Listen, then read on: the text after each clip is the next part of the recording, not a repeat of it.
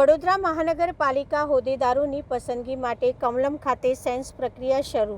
સંસ્કારી નગરી વડોદરામાં મહાનગરપાલિકાના નવા હોદ્દેદારોની પસંદગી માટે ભાજપ દ્વારા સેન્સ પ્રક્રિયાની શરૂઆત કરવામાં આવી છે। શહેરના મેયર, ડેપ્યુટી મેયર, સ્થાયી સમિતિના અધ્યક્ષ સહિતના મહત્વપૂર્ણ હોદ્દાઓ માટે કમલમ કાર્યાલય ખાતે બેઠક યોજાઈ રહી છે।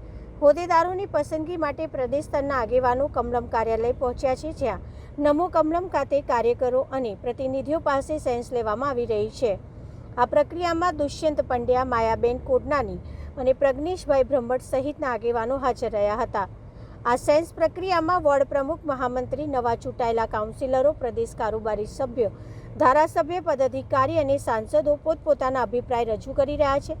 મહાનગરપાલિકામાં મેયર, ડેપ્યુટી મેયર, સ્થાયી સમિતિના અધ્યક્ષ, દંડક અને પક્ષ નેતા સહિતના હોદ્દાઓ માટે અંતિમ વરણી આ પ્રક્રિયા બાદ કરવામાં આવશે।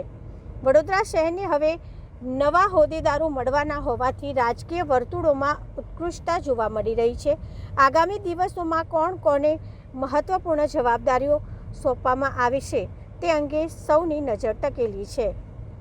ભારતીય જનતા પાર્ટીની પ્રણાલી મુજબ આજે અહીંયા સેન્સ પ્રક્રિયા કરવામાં આવી રહી છે। ભારતીય જનતા પાર્ટીના 69 કાઉન્સિલર ચૂંટાયા છે।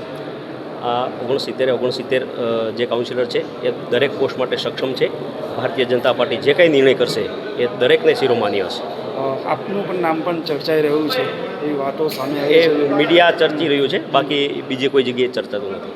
શું લાગે છે, જો નામ આવશે તો વડોદરાનો વિકાસ કેવી રીતે આગળ લઈ જશે? મેં પહેલાં જ કીધું કે 69 જે ચૂંટાયેલા જનપ્રતિનિધિ છે એ દરેક સક્ષમ છે અને નિષ્ઠાપૂર્વક જે કંઈ પડતર પ્રશ્નો હશે અને જે ઓનગોઈંગ પ્રશ્નો હશે એનું નિરાકરણ ચોક્કસ એ લોકો લાવશે।